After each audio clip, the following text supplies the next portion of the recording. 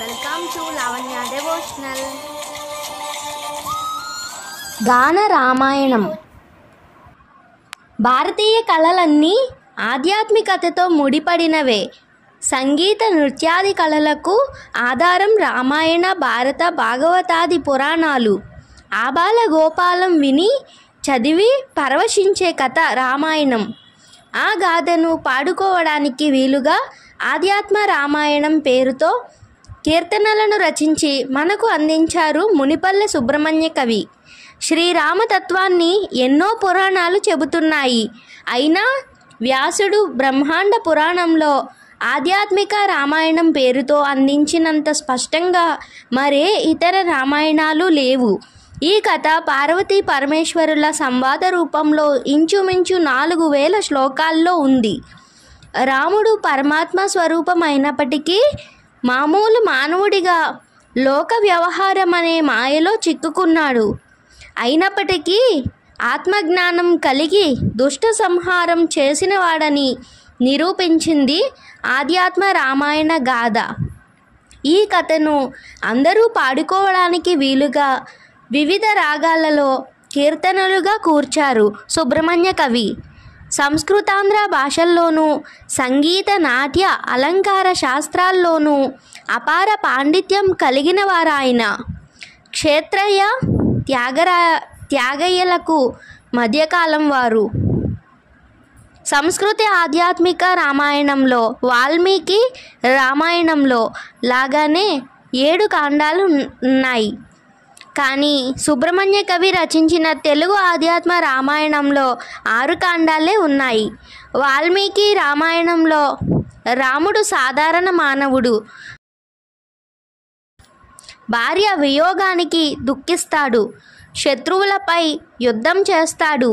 కానీ ఆధ్యాత్మ రామాయణంలోని రాముడు పరబ్రహ్మ స్వరూపుడు, సీత ఆదిమాయ. ఇందులోని కథంతా లీలా నాటకం.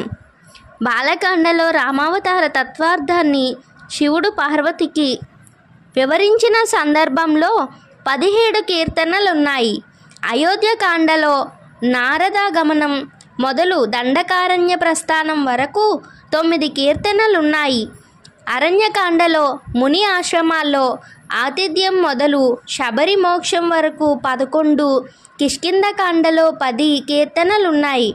సుందరకాండలో సింహిక, లంకిణిల వధ మొదలుకొని హనుమంతుడు లంకను చేరడం, తిరిగి రాముణ్ణి చేరి చూడామణిని సీతకు ఇవ్వడం వరకు 10 కీర్తనలున్నాయి. ఆపై యుద్ధకాండలో విభీషణ పట్టాభిషేకం, అగ్నిప్రవేశం, అయోధ్యలో తిరిగి పట్టాభిషేకం వరకు అత్యధికంగా 47, మొత్తం 104 కీర్తనలు. అన్ని కీర్తనలు అనుప్రాసలతో కూడి ఉంటాయి. శృంగార రసాత్మకమైన విశేషణాలతో ఈశ్వరుడు పార్వతిని సంబోధించి రామకథను వినిపిస్తున్నట్లుగా ఉండే పల్లవులతో ప్రారంభమవుతాయి. చేరి వినవే శౌరి చరితము గౌరీ అంటూ కీర్తనల పల్లవులు మొదలవుతాయి.